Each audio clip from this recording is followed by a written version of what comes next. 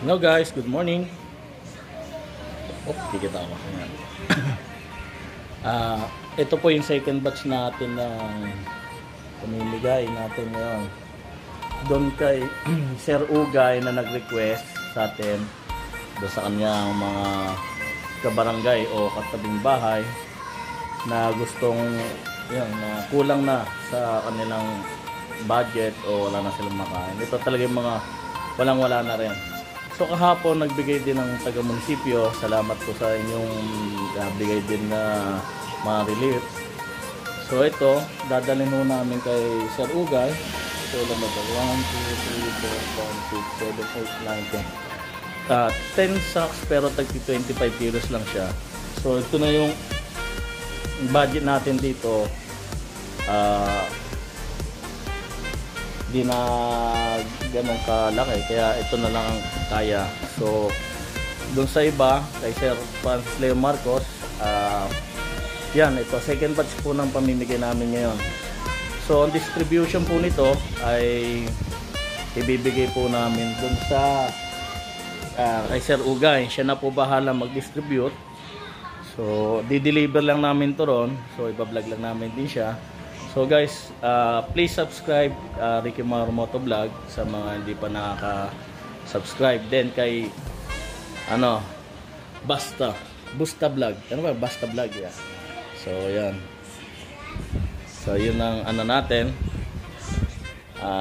Then pagka na-distribute na natin yan, sila na bahala. So lang natin yung kanilang mga kanilang ginagawa.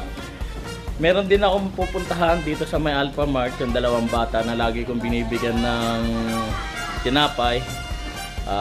Yon, i-interviewin ko rin siya. So kung ano man yung kanilang pamumuhay ngayon. Sana matapos din tong COVID para magbalik-balik tayo sa lahat dati natin pamumuhay. Then yung pasensya na po rin sa mga hindi ho namin nabigyan din na iba nung last na unang bigay namin. Yun lang din po yung kakayanan namin magkaroon, no. Hindi ho namin talaga kayo lahat mabibigyan. Kaya sana maintindihan nyo rin yung aming kalagayan. Hindi rin naman ganun yung budget namin para mabigyan lahat. So yun, sana maintindihan nyo. Ano masasabi mo? Kamusta po? Ano masasabi mo? Makakalabas kasi may COVID-19. Ano masasabi mo sa COVID? Wala na. Wala lang. Anong namimiss mo sa labas? Kaibigan. Then? Ano pa? Wala na. Yun lang. Hindi mo na may mga paglalaro niya. Sabagay, puro kasi cellphone na kayo eh. Nad! Kaya interviewin din natin eh. Opo rito. So interviewin din natin yung isang si Onad. Tatanong natin kung ano naging buhay mo ngayon. Ano naging buhay mo ngayon kayo nasa quarantine? Bored. So ano masasabi mo doon sa mga matitigas ang ulo? Palambutin nyo. Kasi pagka umaba pa to, baka umabot pa tayo ng Mayo. So okay lang sa'yo kung aabot tayo ng May. Hindi. Bakit? Alis kami ni Mami. Yun lang yung dahilan. Siyempre, magugutom din yung tao. Kung ikaw pagbibigyan ng isang kahilingan, anong isang hiling mo? Mawala yung coronavirus. Jacks or Dukes? So, yun guys, cut muna tayo. Then mamaya, nitay lang namin sila Makmak to distribute yung mga bigas na natin, madi-deliver. So, Rebs, anong masasabi mo ngayong may coronavirus? Lockdown. Lockdown. Anong namimiss mo? Wala. Anong gusto mo sana mangyari pagtapos ng lockdown? Pag makakalabas ka na? Hindi ko alam. Di mo alam? Araro. Ayaw mo mag-swimming? Gusto. Saan gusto mo mag-swimming? Sa bahay. So, yun guys. Then, subscribe kay Ricky Mauro Moto Vlog. Then kay Basta Vlog. So, yun guys, iniintay lang namin yung iba, then start kami na pamimigay. So, yun to.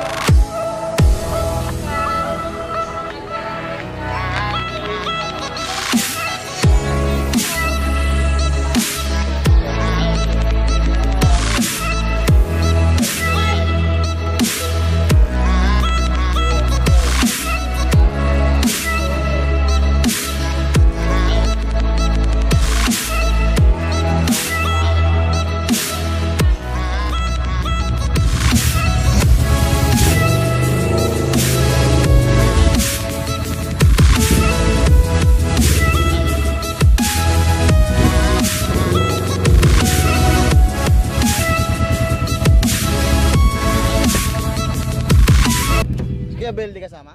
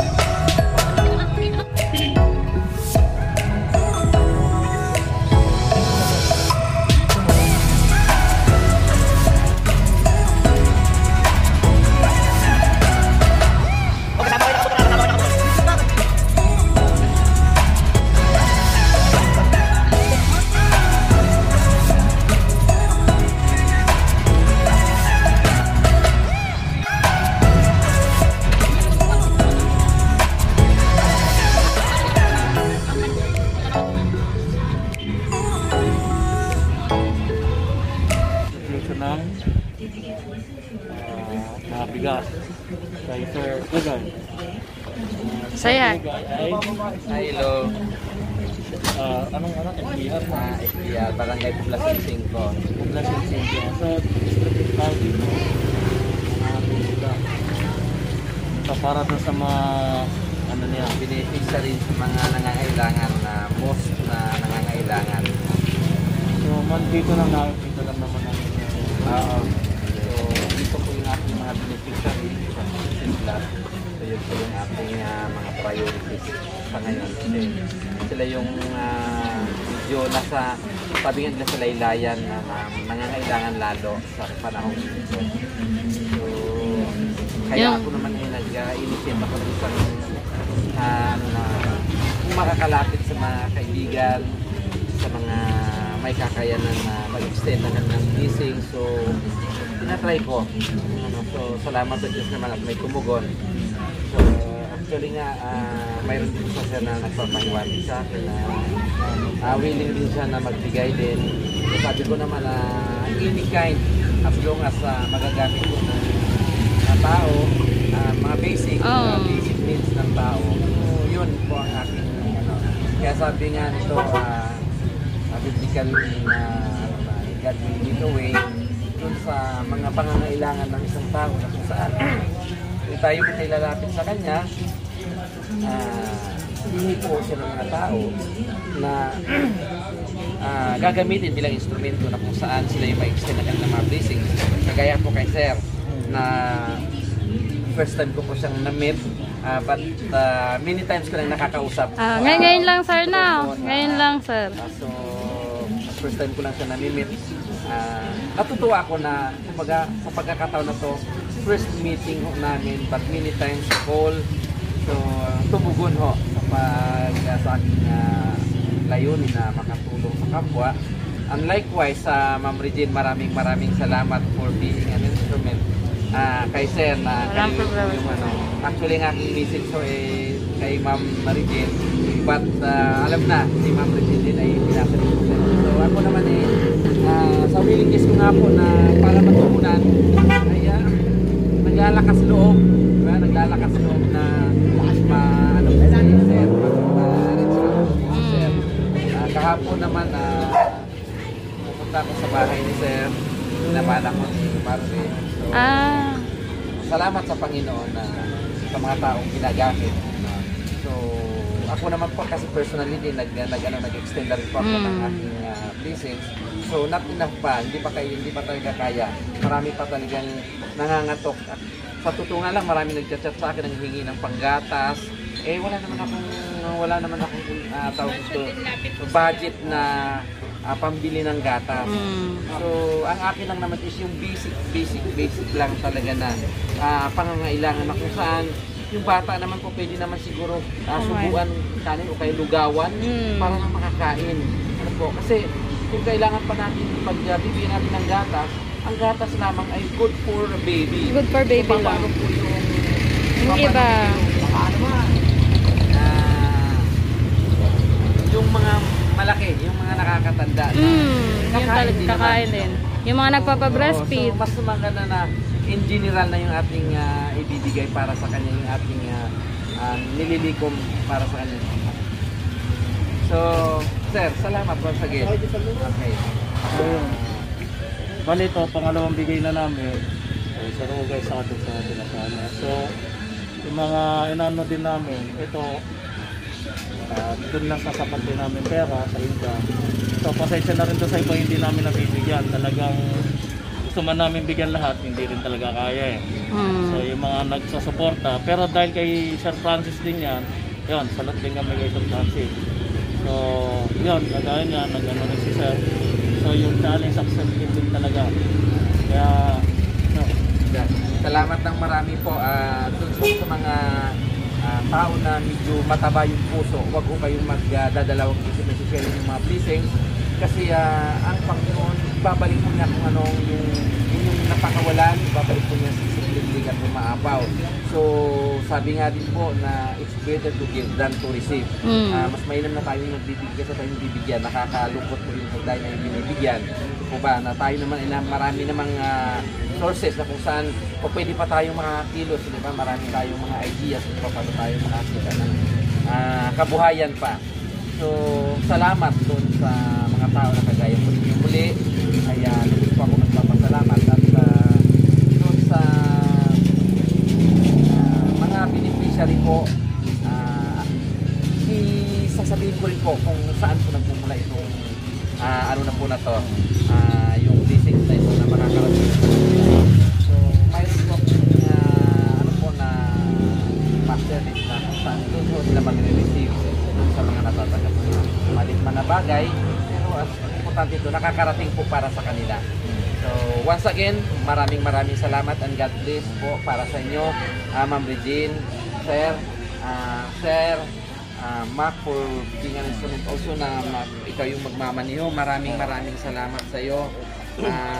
Aking dalangin po na yung good health, no? Good health po sa ating lahat.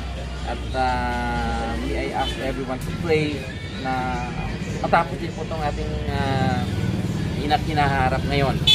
So, yun po muli, and God bless. Magandang umaga po sa ating. Yes, thank you. please subscribe Ricky Maru Motovlog. Nang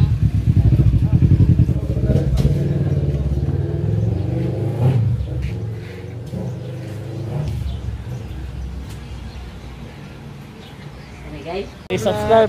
Basta vlog. Hello so, vlog. ayun, andito kami sa office ni Sir Ugay. Hello vlog. Welcome to my